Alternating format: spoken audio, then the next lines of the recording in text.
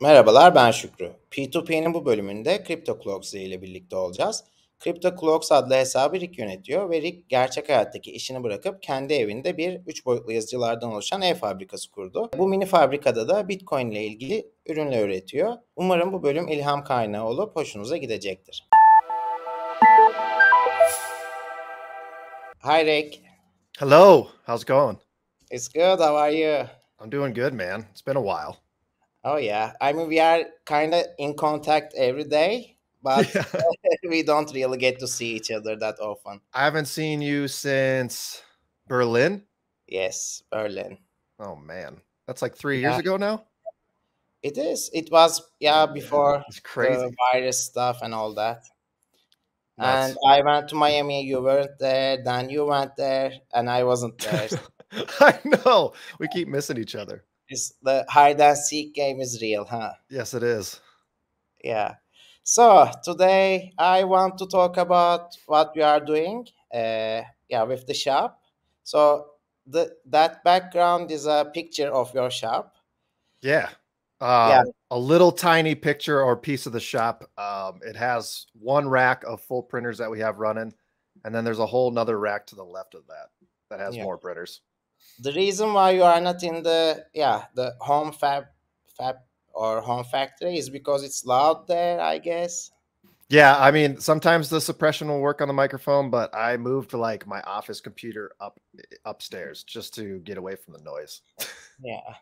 What else do you have there? You have the miners, the printers. We have air filtration. I'm wanting to get a CNC or laser Mhm. engraver, but 3D printers is mainly the thing that we have besides Bitcoin miners and other stuff. Yeah.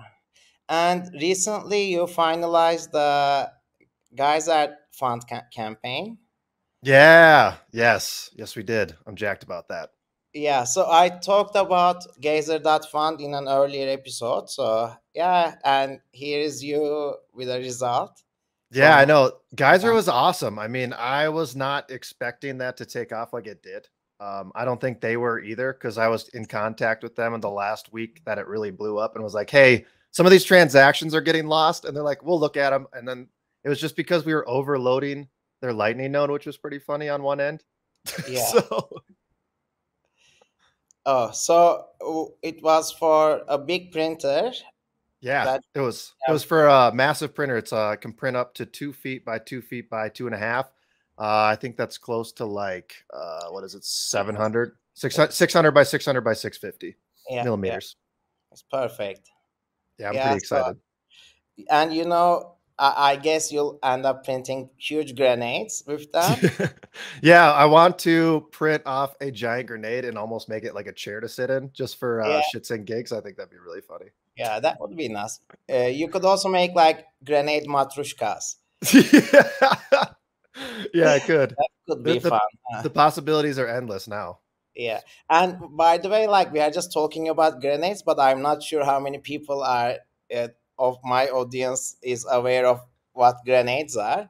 Oh So yeah, I wish I had a picture. I don't have one to hold up. I don't even have one anywhere. Or else I'd hold it up. I don't even. I'll, Can I yeah, share my screen? sure. There we go. Okay, this is the big boy. That's the big boy. That is the Bitcoin grenades. It's one of our pretty much most popular products. It's pretty much an art piece that kind of describes the end of fiat and how we're blowing up the fiat system to make way for Bitcoin. And this whole idea came from a conference in Hanoi, Vietnam, Hmm. and they wanted to give out this like a grenade or something special to everyone that came to the conference. And so he sent them 130 of these. So that's where it all came from. And I think that was like 4 years ago now, if not more. Yeah, so for Vietnam, for a Vietnam conference, the grenade makes a lot of sense because yeah, there was the war there, and grenades were yeah pretty commonly used, I guess. Yeah. No, it was awesome. The idea really took off from there. And so far, everybody loves them. So Was it I'm the excited. first product that you made or no? No, we started Crypto Cloaks from making Ledger Nano S mounts. And that Mm-hmm. started almost 7 years ago now. I had to look at the date, Oh, which is yeah, crazy. 2016, 17. 2017 into 18, right at the end of 17. So we're Yeah. pushing 6 to 7 years now. Oh, that's a long time. Yeah. Yeah, so while you were doing the ledger nanomounts, you were also like it was a side job for you. It wasn't your main job. No. Uh, So I was pretty much building it up on the side. I'm an industrial engineer to start out with, and I was pretty much building up high the five. business on the side. Heck yeah. Yeah. And I eventually got to the point where I was able to go full time and run my business, which is exciting. And actually, yesterday was the 2-year mark of where I sent in my resignation letter. So that was pretty exciting. Yeah, I saw that yesterday. You didn't want to deal with turkeys? No, I'm done. I'm done killing turkeys at 35,000 a day. So Yeah. I The, like the bigger stuff turkeys is better. the yeah, his job was preparing the I don't know the factory for turkey. Yeah, I pretty much mass produced turkey products for everywhere from that one of those plants. So Oh man, I'm sure you heard so many Thanksgiving jokes and you are really sick of them because I still get messages from people saying, "Hey, I'm having a Genio turkey for Thanksgiving." yeah, I used to get them because I'm Turkish, so we had Yeah. a lot of people making Thanksgiving jokes, but it's over now, so I'm happy.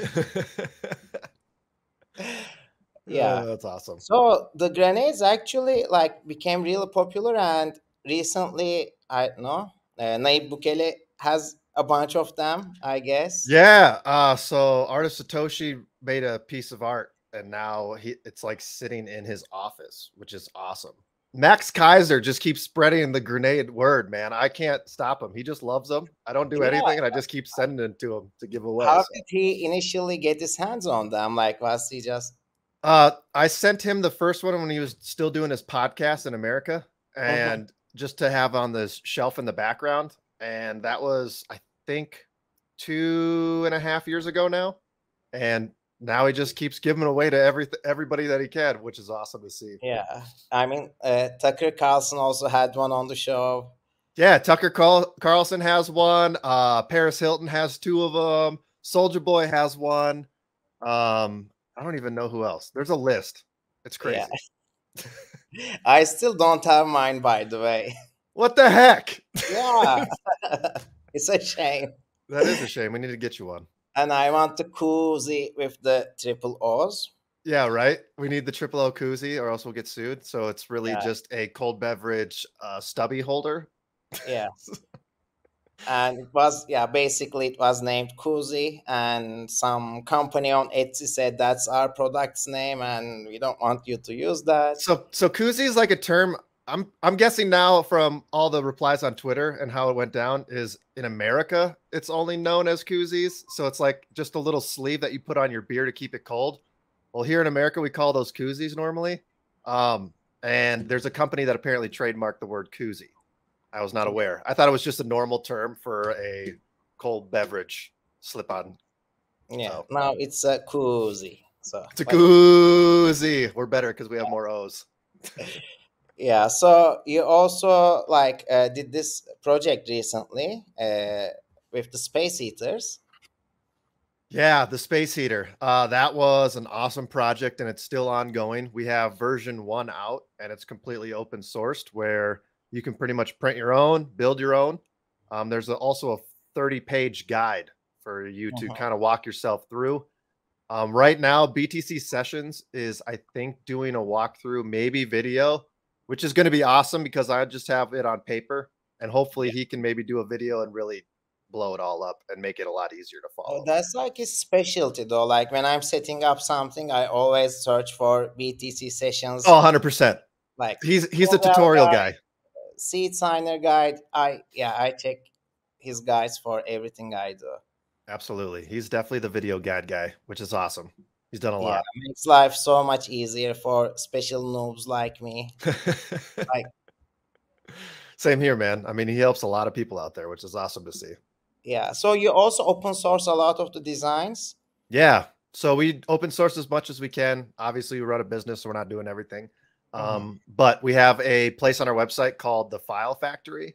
And that's where you can go and download all the STLs that we do open source. So you can download them and print them yourself. So we enjoy that a Like lot. cookie cutters and Yeah. Yeah, Bitcoin coasters, cookie cutters. I don't even know what else is on there. There's a lot, like SS Satoshis, which is a little Yeah. mini boat.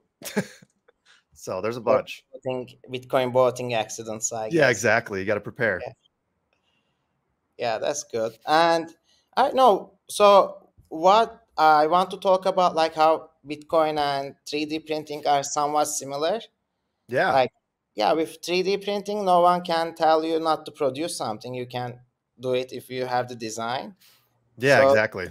do you want to talk a little bit about that aspect? Yeah, no. So 3D printing and Bitcoin are two of my most passionate, I guess, hobbies, or more than that. They are really truly passions, and it's been awesome to combine them because they are so much alike.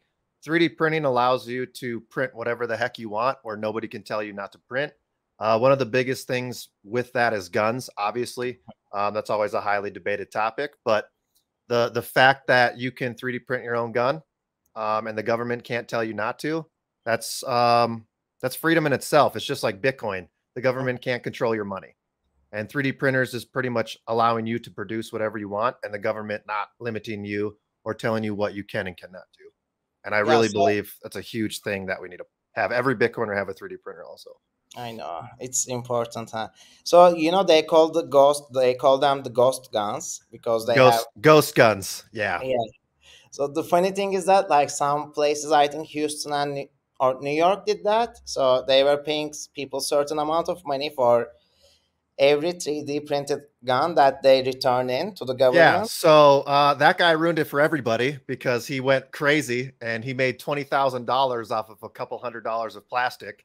When we were Yeah. all like, well, we want to do the same thing because I have 18 printers. I'd print off a whole bunch of guns and go get money. Like, why wouldn't I I? mean, they don't even have to be real guns. I think they just No. have to be like the shell or Yep. something. Yeah. They had to be the lower parts of the gun and they would buy them from you and give you like $100 to $200 gift cards. Well, a guy went with boxes full and made 20 grand from the government, which is awesome. But then all of a sudden now in the rulings, they're saying that they don't accept ghost guns, but yet Mm.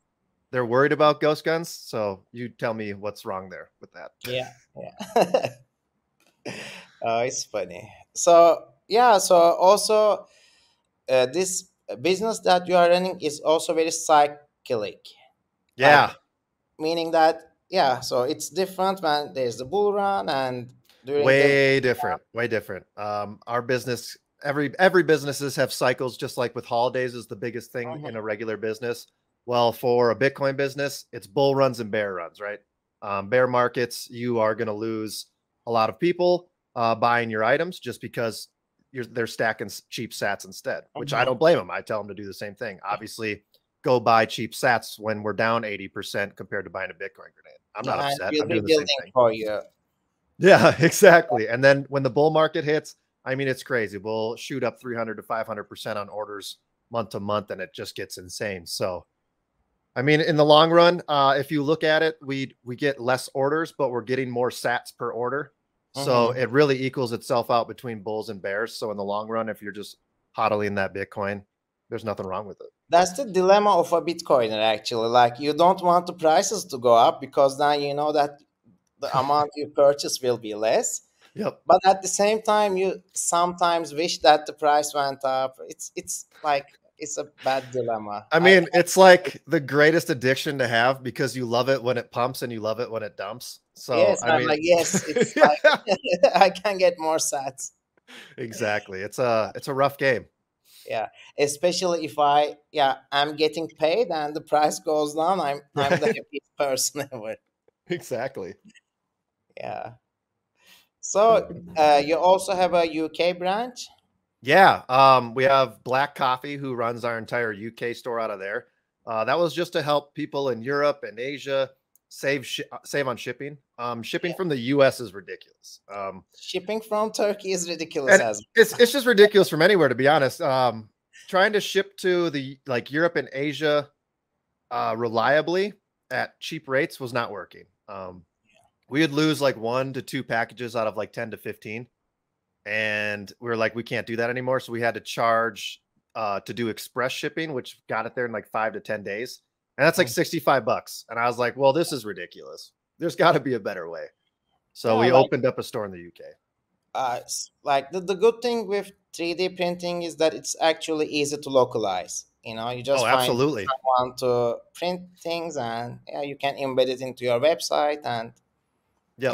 yeah, it And works. that's the amazing part about running a 3D printing business is you can kind of easily open up a local shop in different countries. And I think that that's my long-term plan is slowly Mhm. open up different shops around the world. So that way people can save on shipping all around the world. Yeah. I know we have And the, customs. Customs is yeah. also Oh my God. like, Customs. Customs is the worst. And trying to avoid customs is a bitch. yeah. Like seriously, like Turkey, for everything that's priced over $20, it goes into customs because the government wants their Oh my hands in it. God. $20. 20 bucks. Like yeah. Like I order one book and it goes to the customs. Like I What's your percentage that you have to pay on it's that? not, like it's not too bad. It's like 20% ish. You pay 20% on anything over $20? Yeah, but I mean the thing is that if they are really close to $20, you don't even see the product sometimes because nobody wants to deal with it. So like Oh for my, example, I had Stadel 21 magazine issues. yeah. Like the first one, it never arrived to me. Like nobody knows where it's at. So Oh my God. The and one it's of like the like the first edition one? yes, yes. So you help the supply out. There's only 999 Yeah. now. No, there may be 1,000 in a custom broker's Oh house, yeah, that's true. Yeah. or who knows. Oh But my yeah, God. but I have one saved. My friend Bass saved one for me. So Good old when boss, man. huh? Good old Yeah, boss. He's oh good, yeah, he's dude. amazing. Yeah. No, it's funny. I met him in Berlin too, and he had this real bad headache, Yeah. and I gave him an ibuprofen, and he's like, okay, yeah, you know, I owe you a favor, and he's like, I'll give you my Stadal 21 extra issue that I have. So Look at that for an ibuprofen. That's the yeah, greatest trade of all time. that's a good trade. But you know, value is like that. When you have a really bad headache, Oh yeah. yeah, If you I had a need bad headache, I'd take ibuprofen in a heartbeat. yeah, yeah. Well, that's value. It is different for everyone. I wouldn't pay a single cent for a painkiller right now, but if I had the headache, I would trade my Stadal 21 first issue magazine for it. Absolutely. It all depends on how bad it is. Yeah, yeah. Oh man. So, what else do you have in plans? So we're working right now on version 2 of the space heater. We're trying to incorporate a whole bunch of different things that are coming out. The home mining kind of sector of Bitcoin is insane. The space Mm-hmm. is moving fast, and there's a lot of people building. The big thing right now is there's Zach is building a single little board that you can start running like one Mm-hmm. board out of the new gen miners off of, Mm-hmm. so you can run it off 110 volts, which is huge for us. There's also a company that is working on Brent. He is working on a thermostat that'll automatically tune into your miners to Perfect.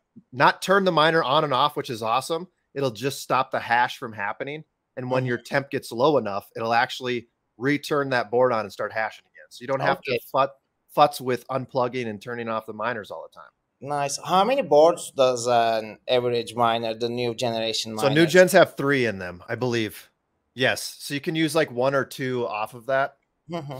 So I'm really excited for that. And what the plan is for the version 2 of the space heater is to incorporate the new gen dual fan ones Mm-hmm. and the single boards, and also with like S9s and have thermostats. So I want to make it like an all around case to incorporate all this cool stuff that's really coming out this year. Yeah.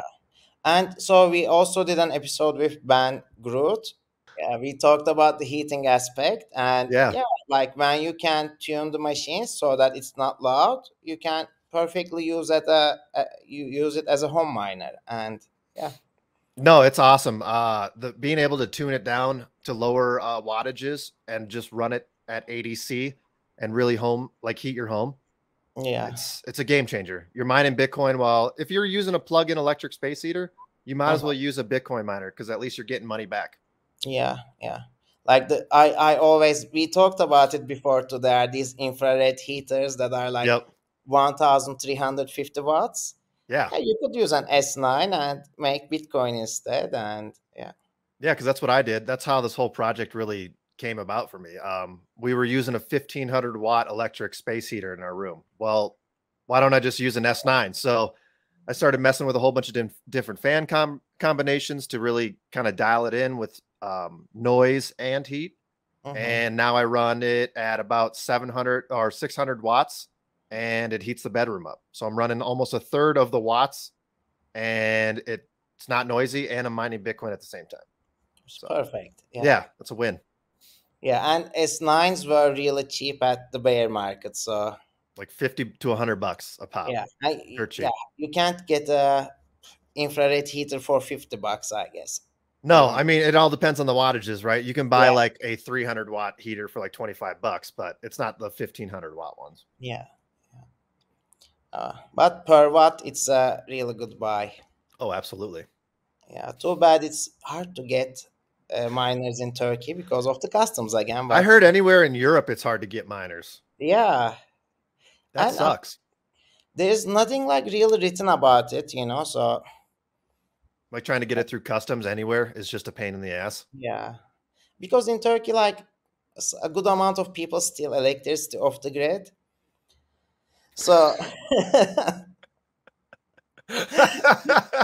I love it. Having miners incentivizes you more to steal electricity off the grid. So I guess that's why they don't want them in Turkey. But that makes sense. But what can the government do? We got to find a black market to get them across the border so you guys can have miners is what we need to do.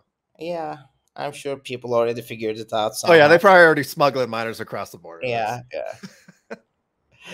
Yeah, but I wish people actually understood it and use it with their excess electricity. No, absolutely. I agree. I think it's a huge game changer. Yeah. Good. So, well, I would say, can we have a small tour around? But since it's a picture, I would, but it's just a picture. This is the printers. This is a quick tour. This is where we hold filament. Yeah. Oh, you also have this naming. So people can name the printers. Oh yeah. There's still printers to be named. We have a whole nother rack full of printers. Right here, behind me is you can see the white name tags. So this whole rack has now printers. It's really fun to watch the community buy a printer name and name their own printers. So. Yeah. So how you do it is you started as an auction. Yeah. So you start at 1,000 sats, names the first printer, and then after that, it just doubled every printer. And I think at one point we were actually at 27 million sats, which got ridiculous. And then I restarted it this year and was like, okay, we'll start off at 100,000 again, and we'll cap it at 1 million sats. Yeah. So well, if you don't cap it, you may have the whole 21 million. Yeah, right. Because exponentials are it goes up fast, man. It went from 12.5 million to 27, and it's oh man, that's a big jump. That's a lot of sats. Yeah. Good. Well, do you have any final words for Absolutely. Everybody should buy Bitcoin. Everybody should run a 3D printer in their household. It's freedom for all, and it's self-sovereignty, so do it. Good. Well, thank you for your time. Hey, thanks for having me, man. I know you'll have a busy weekend ahead. Oh yeah, got to build the big printer. I'm really excited. Yeah. Maybe by the time this video airs, maybe I'll put an image of the big printer or something. Yeah, man. Let's do it. Okay. Well, great to talk to you. You too, man. Have a good one. You too.